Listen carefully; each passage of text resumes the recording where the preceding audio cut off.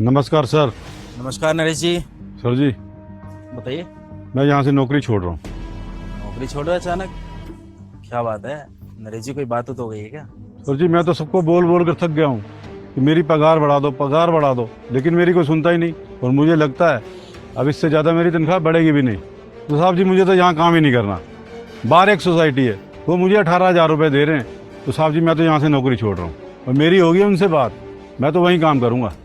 और आप लोगों ने तो मुझे बेवकूफ़ी समझ लिया। भले ही मैं बूढ़ा हूँ, मगर मुझे ज़िंदगी का बहुत तजुर्बा है। मुझे सब समझ में आ रहा है क्या सही है और क्या गलत है। आपके यहाँ नौकरी करके मैं तो फंस गया। अब मैंने सोच लिया है, बाहर जो सोसाइटी है ना, मैं वहीं नौकरी करूँगा। मैंने तो यहाँ पर 4 साल बर्बाद कर दिए। अब मेरे जो भी पैसे बनते हैं ना, मुझे दे दो। मैं तो यहाँ से जा रहा हूँ। अबे ओ बुड्ढे, तुझे जरा भी तमीज नहीं है क्या? कैसे बात करते अपने मालिक से? यहाँ के मालिक है वो, जबान संभाल कर बात कर इनसे। और तू क्या इस नौकरी से निकलेगा? तुझे तो मैं खुद इस नौकरी से निकालती हूँ। जा, भाड़ में जा। सारा 1 मिनट। अरे उम्र तो देखो कितने बड़े हैं हमसे, ऐसे बात नहीं करनी चाहिए। मैं बात कर रहा हूँ ना। ठीक है अंकल जी, अब आपने फैसला ले लिया है यहाँ से जाने का, तो मैं नहीं रोकूंगा आपको। आप एक काम कीजिएगा, 10 मिनट में अंदर आ जाना। मैं जब तक आपका हिसाब कर दूंगा। ठीक है? ठीक है सर, आता हूँ अभी। जी सर। आइए अंकल जी, बैठिए। नहीं साहब, मैं यहाँ बैठने के लिए नहीं आया। आप बस मेरा हिसाब कर दीजिए।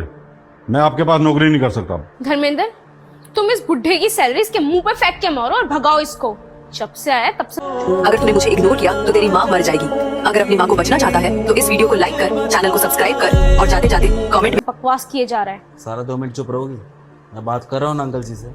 हाँ ठीक है अंकल जी, अगर आपको नहीं बैठना तो खड़े रहिए, लेकिन आप मुझे एक बात बताइए, बात हुई क्या है? पिछले 4 साल से आपने एक दिन की भी अपनी तरफ से छुट्टी नहीं ली है, और आज अचानक से आप बोल रहे हैं कि आपको डायरेक्ट काम ही छोड़ना है।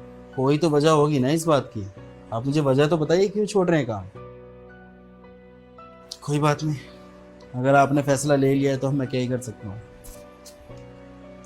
ये आपकी पूरे महीने की सैलरी है। वैसे तो अभी महीना पूरा होने में 3-4 दिन हैं, लेकिन मैंने सैलरी काटी नहीं है। पूरे 12,000 रुपये हैं, गिन लीजिएगा। उससे अंकल मैं फिर पूछता हूँ आपसे, ऐसे अचानक से जा रहे हैं आप, कोई तो वजह होगी ना। वजह बताइए ना आप मुझे। वजह तो साहब मैंने आपको बता दी थी बाहर। सलाम साहब। क्या हुआ अंकल, आप कुछ परेशान लग रहे हो? परेशानी? हाँ हाँ, समझ गया। पैसों की दिक्कत होगी, परेशानी तो तभी होती है किसी को। साहब मैं आपको क्या बताऊं, 12,000 रुपये मेरी तनख्वाह है। अब आप ही बताएं, 12,000 रुपये में गुजारा होता है क्या? मैं पिछले 4 साल से यहाँ काम कर रहा हूँ, और मैं जब भी इनको बोलता हूँ ना तनख्वाह बढ़ाने के लिए, इनके कानों